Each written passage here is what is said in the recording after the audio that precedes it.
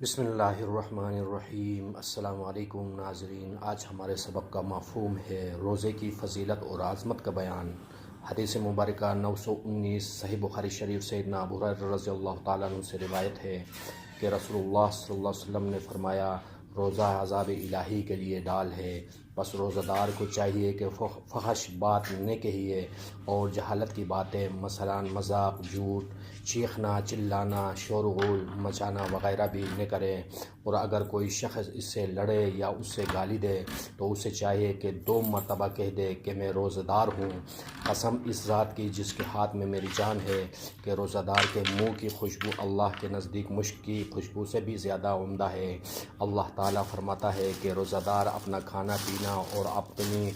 خواہش شہوت میرے لیے چھوڑ دیتا ہے تو روزہ میرے ہی لیے ہے اور میں اسی کا بدلہ دوں گا، اور ہر نیک کام نیکی کا ثواب 10 گنا ملتا ہے، لیکن روزے کا ثواب اسے کہیں زیادہ ملے گا۔ روزہ داروں کے لیے جنت کا دروازہ رایان ہے۔ حدیث مبارکہ 920 سیدنا سہیل رضی اللہ تعالیٰ عنہ نبی کریم صلی اللہ علیہ وسلم سے روایت کرتے ہیں کہ آپ صلی اللہ علیہ وسلم نے فرمایا، جنت میں ایک دروازہ ہے جسے ریان کہتے ہیں، اس دروازے سے قیامت کے دن روزہ دار داخل ہوں گے، ان کے سوا کوئی بھی اس دروازے سے داخل نہیں ہوگا۔ جہاں جائے گا روزہ دار کہاں ہیں، پس وہ اٹھ کھڑے ہوں گے، ان کے سوا کوئی اس دروازے سے داخل نہیں ہوگا۔ پھر جس وقت وہ داخل ہو جائیں گے تو دروازہ بند کر لیا جائے گا، بس اس دروازے سے کوئی داخل نہیں ہوگا۔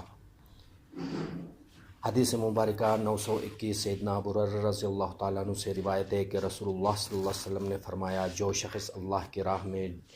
2 جوڑے کپڑے یا کوئی سی بھی 2 چیزیں تقسیم کرے، وہ جنت کے دروازوں سے بلایا جائے گا۔ فرشتے کہیں گے کہ اے اللہ کے بندے، یہ دروازہ اچھا ہے، اس میں سے آ جا۔ پھر جو کوئی نماز قائم کرنے والوں میں سے ہوگا تو وہ نماز کے دروازے سے پکارا جائے گا، اور جو کوئی جہاد کرنے والوں میں سے ہوگا تو وہ جہاد کے دروازے سے پکارا جائے گا، اور جو کوئی روزہ داروں میں سے ہوگا تو وہ باب الریان سے پکارا جائے گا، اور جو کوئی صدقہ دینے والوں میں سے ہوگا وہ صدقہ کے دروازے سے پکارا جائے گا۔ تو سیدنا ابو بکر رضی اللہ تعالیٰ عنہ نے عرض کی کہ یا رسول اللہ، میری ماں باپ آپ صلی اللہ علیہ وسلم پر فدا ہو، جو شخص اس تمام دروازوں سے پکارا جائے تو اس کو پھر کوئی حاجت ہی نہ رہے گی، تو کیا کوئی شخص اس تمام دروازوں سے بھی پکارا جائے گا؟ تو آپ صلی اللہ علیہ وسلم نے فرمایا، ہاں میں امید رکھتا ہوں کہ تم انہیں میں سے ہوں گے۔ حدیث مبارکہ 922 سیدنا ابو ہریرہ رضی اللہ تعالیٰ عنہ سے روایت ہے کہ رسول اللہ صلی اللہ علیہ وسلم نے فرمایا، جب رمضان آتا ہے تو جنت کے دروازے کھل جاتے ہیں۔ حدیث مبارکہ 923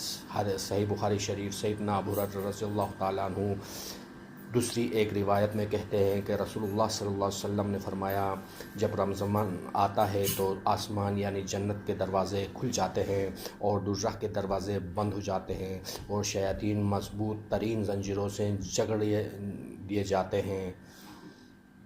رمضان یا ماہ رمضان کیا کہا جائے، اور اس شخص کی دلیل جو دونوں طرف کہنا درست جانتا ہے۔ حدیث مبارکہ 924 سیدنا ابن عمر رضی اللہ تعالیٰ عنہما کہتے ہیں کہ میں نے رسول اللہ صلی اللہ علیہ وسلم کو یہ فرماتے ہوئے سنا کہ جب تم رمضان کا چاند دیکھو تو روزے رکھنا شروع کر دو، اور جب تم عید الفطر کا چاند دیکھو تو روزہ رکھنا ترک کر دو۔ پھر اگر تمہارا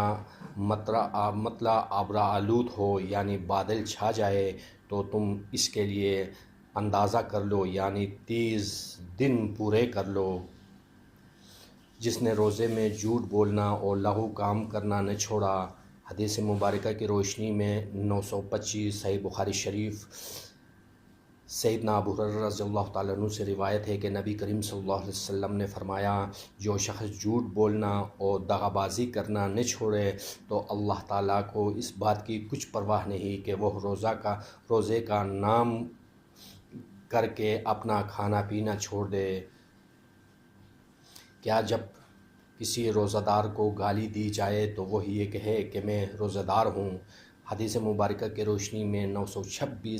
صحیح بخاری شریف سیدنا ابو ہریرہ رضی اللہ تعالیٰ عنہ کہتے ہیں کہ رسول اللہ صلی اللہ علیہ وسلم نے فرمایا،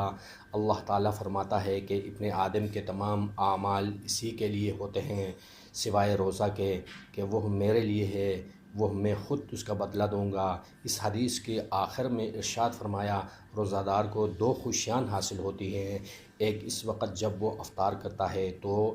دلی خوشی محسوس کرتا ہے، اور دوسرے جب وہ اپنے پروردگار سے ملاقات کرے گا تو روزے کا ثواب دیکھ کر خوش ہوگا۔